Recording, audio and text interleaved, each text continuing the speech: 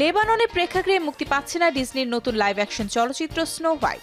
সিনেমাটিতে evil queen চরিত্রে Israeli অভিনেত্রী Gael গাদতের উপস্থিতি এর একমাত্র কারণ।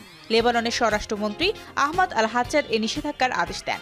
ইসরায়েল ও হিজবুল্লাহর মধ্যে চলমান সংঘর্ষে লেবাননে বেসামরিক মানুষ নিহত হয়।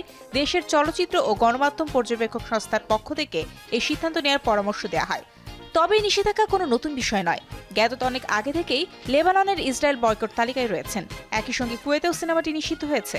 গায়েল গাদত একজন সাবেক ইসরায়েলি সেনা। 2023 সালে হামাসের হামলার পর তিনি ইসরায়েলের প্রতি তার সমর্থন প্রকাশ করেন। এর আগে জ্ঞাততের মতো আরেকজন ইসরায়েলি অভিনেত্রী শিরা হাস অভিনীত মার্ভেলের Captain America Brave New World সিনেমাটিও একই কারণে লেবাননে নিষিদ্ধ হয়েছিল।